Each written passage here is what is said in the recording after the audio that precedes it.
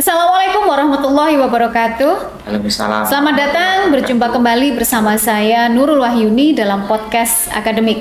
Podcast ini dibuat sebagai ruang diskusi untuk membahas berbagai gagasan penting dalam bidang human resource development dan organization development. Pada episode kali ini kita akan membahas topik yang menurut saya sangat menarik, bahkan sangat relevan dengan kondisi banyak organisasi saat ini, yaitu analyzing expertise toward organization development. Kalau kita perhatikan, banyak organisasi yang sebenarnya memiliki orang-orang yang sangat kompeten. Mereka memiliki pendidikan tinggi, bahkan pengalaman kerja yang cukup panjang, dan juga sering mengikuti berbagai pelatihan. Namun muncul pertanyaan yang cukup mendasar, mengapa keahlian tersebut sering tidak benar-benar dimanfaatkan secara optimal oleh organisasi?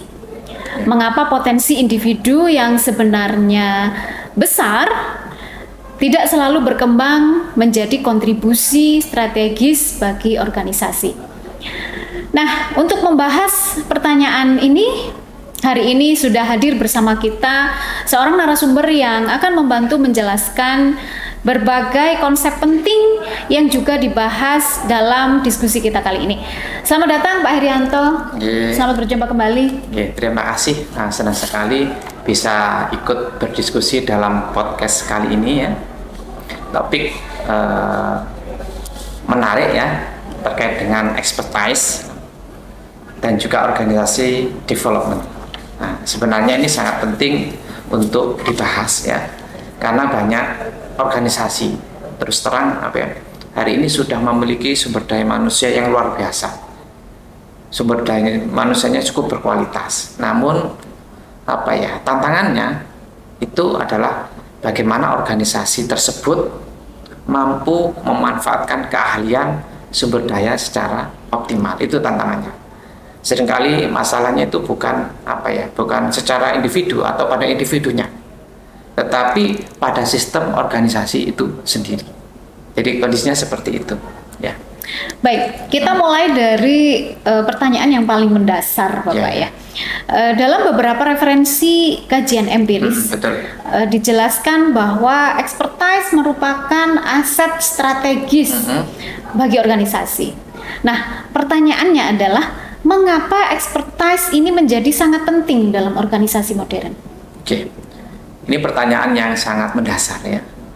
Dalam perspektif human resource development ya, organisasi saat ini tidak lagi dipandang hanya sebagai tempat bekerja atau sebagai tempat memproduksi sesuatu.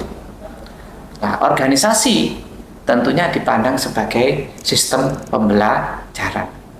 Artinya apa? Artinya bahwa keberhasilan organisasi itu sangat bergantung pada bagaimana organisasi mampu mengembangkan, tergantung bagaimana organisasi mampu memanfaatkan, tergantung bagaimana organisasi mampu mengelola pengetahuan yang dimiliki oleh siapa, yang dimiliki oleh sumber daya manusianya. Dalam kajian manajemen pengetahuan itu misalnya yang dijelaskan oleh salah satu pakar itu Nomaka dan juga Teguchi, itu dijelaskan bahwa organisasi itu yang berhasil adalah organisasi yang mampu menciptakan pengetahuan baru, organisasi yang mampu mengelola pengetahuan tersebut, dan organisasi yang mampu memanfaatkan untuk meningkatkan kinerja organisasi. Nah, namun tidak semua pengetahuan tentunya memiliki tingkat yang sama. Nah, disinilah kita mengenal 3 istilah yang biasanya kita sebut di dalam HRD itu, atau yang sering kita bahas di HRD itu istilah knowledge ya. Kemudian yang kedua competence, dan yang ketiga adalah expertise. Jadi seperti itu. Baik, berarti ketiga istilah ini memiliki makna yang berbeda begitu Pak? Betul sekali. Jadi kita bisa melihat sebagai 3 level kemampuan. Level pertama tadi kan knowledge. Nah, knowledge ini adalah apa? Knowledge adalah sebuah pengetahuan dasar yang dimiliki oleh seseorang mengenai sesuatu bidang tertentu. Jadi pengetahuan dasar yang dimiliki seseorang untuk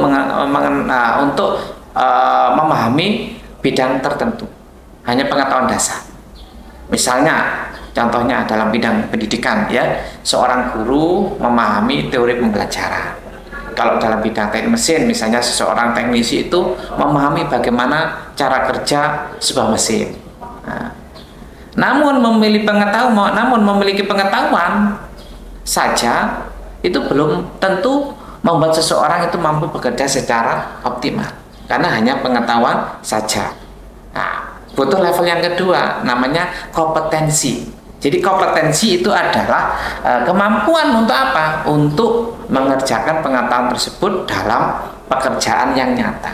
Jadi kalau seseorang itu sudah kompeten, berarti dia itu sudah paham teorinya, sudah memahami pengetahuannya, kemudian teori pengetahuan itu bisa dipakai untuk mengerjakan pekerjaan yang nyata.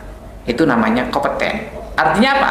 Seseorang tidak hanya memahami teori, tetapi juga mampu menggunakannya untuk menyelesaikan pekerjaan. Itu namanya kompeten. Kemudian di level atasnya yang lebih tinggi ada expertise tadi. Nah, expertise ini adalah level di atas kompeten. Artinya kemampuan yang lebih mendalam. Ya. Yang terbentuk apa? Yang terbentuk melalui pengalaman yang panjang. Nah, dari pengalaman itu biasanya dilakukan refleksi dan juga praktek yang berulang-ulang. Itu namanya expertise. Jadi expertise, ya, expert. Baik. Berarti expertise bukan sesuatu yang muncul secara instan. Oke, betul. Nah, betul sekali. Jadi menurut penelitian dari Anders Ericsson bahwa expertise itu biasanya ya berkembangnya melalui apa? Melalui proses yang disebut deliberate practice, istilahnya deliberate practice, yaitu latihan yang dilakukan bagaimana? Yang dilakukan secara terstruktur, yang dilakukan secara sistematis dan terus menerus dalam jangka waktu yang panjang. Nah, jadi seperti itu. Namun yang menarik adalah bahwa expertise itu tidak hanya bergantung pada kemampuan individu. Expertise itu apa ya? Juga sangat dipengaruhi oleh lingkungan organisasi. Jika organisasinya terus terang tidak memberikan ruang ya bagi individu untuk mengembangkan pengetahuannya, untuk mengembangkan keahliannya, maka expertise tersebut tentunya tidak bisa berkembang secara optimal. Jadi walaupun expertise, tetapi kalau lingkungan kerjanya tidak support, lingkungan kerjanya tidak mendukung individu untuk berkembang, maka keahliannya tentunya tidak akan bisa bekerja secara optimal. Jadi seperti itu. Oke, baik. Ini menarik Bapak ya. Jika organisasi memiliki banyak orang yang kompeten, seharusnya organisasi itu bisa berkembang dengan baik. Harusnya memang seperti itu. Harusnya. Nah, tetapi kenyataannya tidak demikian. Nah, menurut sudut pandang Bapak, ada beberapa faktor yang menghambat pemanfaatan expertise dalam organisasi, gitu kan? Nah, apa saja faktor-faktor tersebut? Jadi ada beberapa faktor utama. Yang pertama, ini yang mendasar biasanya adalah struktur organisasi yang terlalu kaku. Nah, jadi organisasinya yang terlalu kaku. Biasanya adalah organisasi tradisional. Itu banyak struktur organisasi yang sangat hierarkis. Nah, artinya apa? Bahwa pengambilan keputusan itu biasanya hanya terjadi di tingkat atas. Sementara anak buahnya, individunya, anggotanya, karyawannya di tingkat bawah itu terus terang lebih banyak berperan sebagai pelaksana.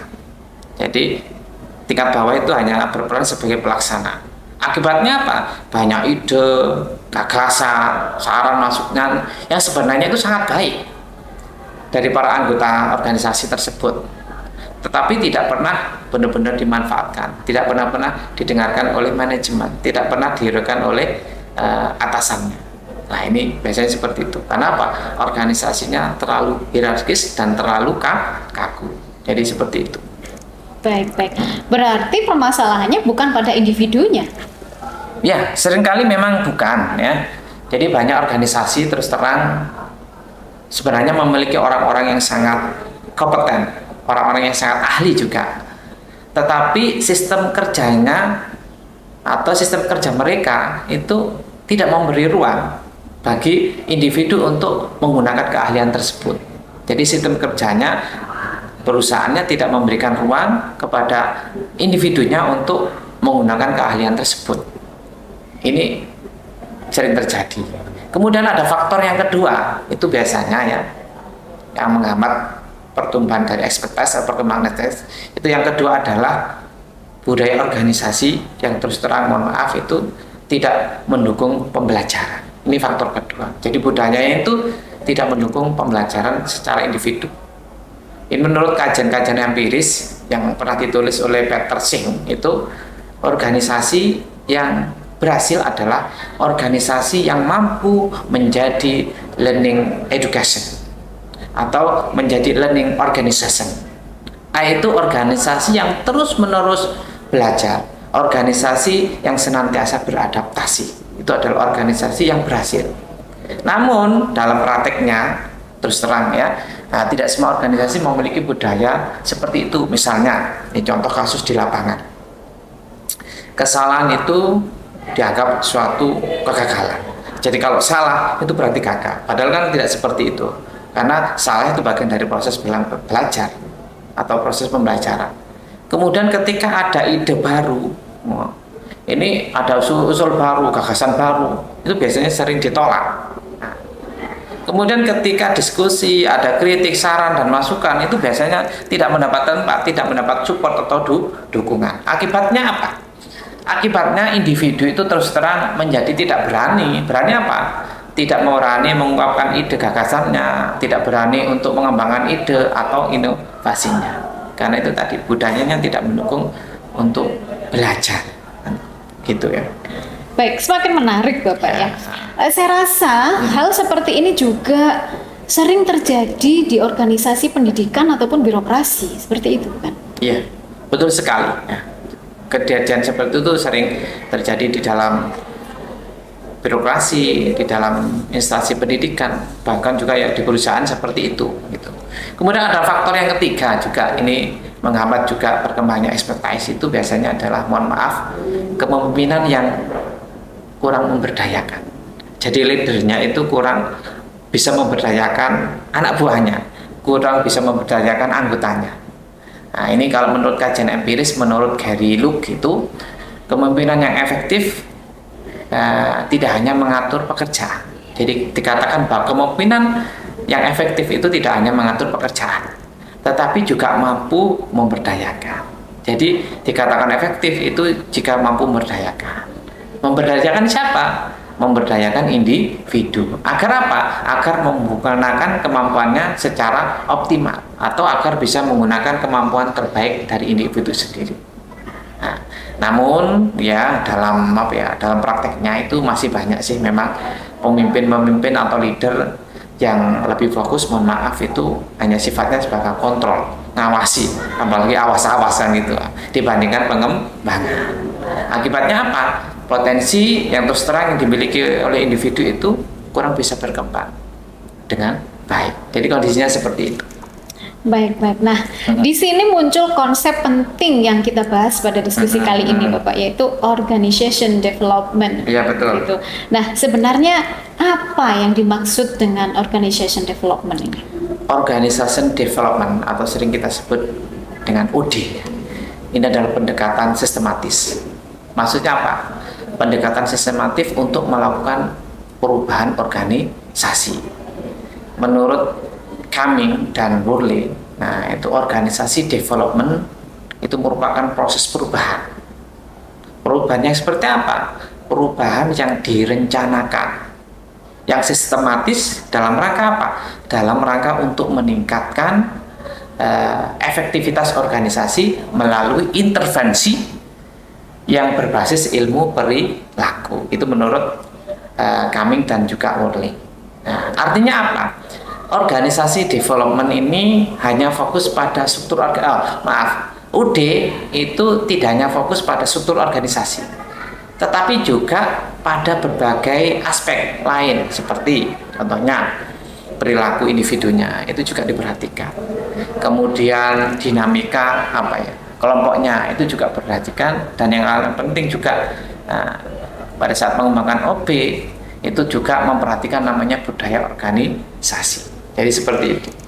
Baik. Berarti OD itu bukan hanya sekedar program pelatihan begitu, Pak? Ya, betul sekali. Jadi pelatihan itu hanya salah satu bagian terkecil dari organisasi development, dari pengembangan organisasi. Nah, OD atau organisasi development itu sebenarnya melihat organisasi itu sebagai sebuah sistem. Sistemnya apa? Sistem yang saling terhubung. Misalnya, bagaimana sih individu itu bekerja? Kemudian bagaimana sih tim itu bisa berkolaborasi? Kemudian bagaimana sih kemungkinan itu bisa berjalan dengan efektif? Dan bagaimana sih budaya organisasi itu terbentuk? Nah, semua faktor ini tentunya saling mempengaruhi apakah expertise itu dapat berkembang dengan baik atau tidak. Jadi hal seperti itu yang bisa mempengaruhi berkembangnya expertise atau tidak di dalam suatu organisasi. Jadi kondisinya seperti itu. Baik. Lalu bagaimana proses organization development itu dilakukan dalam satu organisasi?